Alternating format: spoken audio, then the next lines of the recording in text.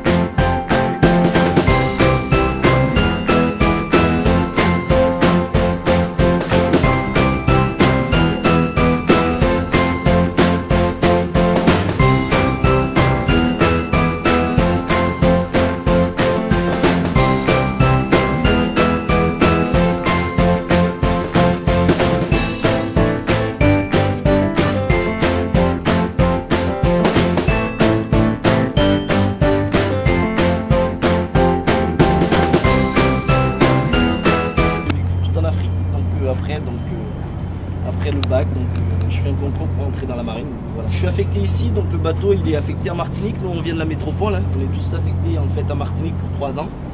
C'est une affectation de 3 ans qui est réductible à 2 ou voire vous pouvez prolonger pour 4 ans. Donc notre mission essentiellement c'est une frégate de surveillance, ce qu'on appelle une frégate de surveillance. On est 6 comme il l'a dit le capitaine.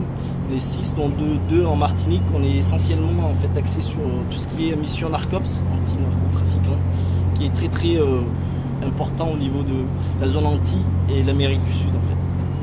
Donc voilà, on est 2 à faire cette mission, on se partage la mission puisqu'on ne peut pas faire en permanence parce qu'il y a tellement de trafiquants. On ne peut pas faire en permanence pas tous les jours, donc on est obligé de se partager les missions, sinon on ne vit plus. Donc là c'est un bonus pour nous de faire l'Afrique, la mission en Afrique pour nous c'est un bonus pour reposer un petit peu l'équipage. Pourquoi? C'est une mission de représentation. Là on est en escale, bon c'est pas mal, donc on espérait visiter ce matin Lagos. Donc voilà, on est en mission pour 2 mois et demi. Sinon, on est à peu près 90 affectés sur le bateau avec l'équipe aéronavale, c'est-à-dire les aviateurs.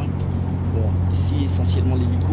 Mais on a d'autres hélicos, en fait. Une deuxième hélico qui est plus axée sur le Narcops. Celle-ci, elle ne fait pas de Narcops. On va dire, elle fait, mais que pour les slow movers.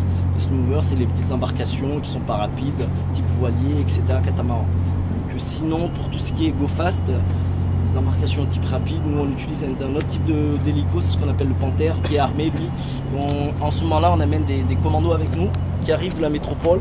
C'est des commandos spécialisés avec des tireurs de ligne qui viennent avec nous.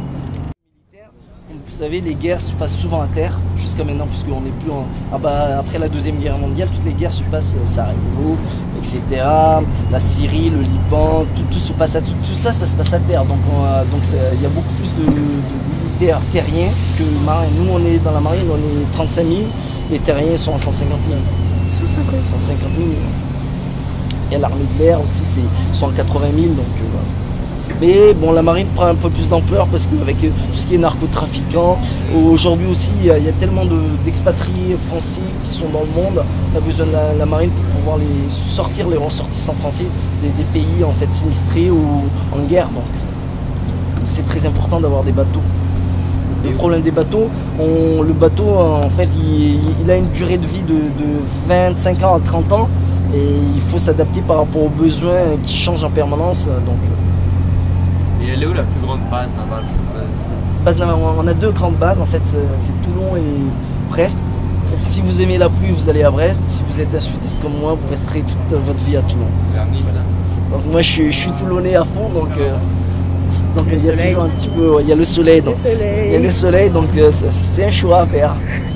Après le choix il est fait aussi en fonction de quand vous sortez de l'école, vous choisissez votre affectation en fonction de votre sortie. Le premier choisira la meilleure affectation, il demandera peut-être je sais pas, Nouméa, Tahiti, parce qu'il a ce choix là, mais le dernier il prendra ce qui reste.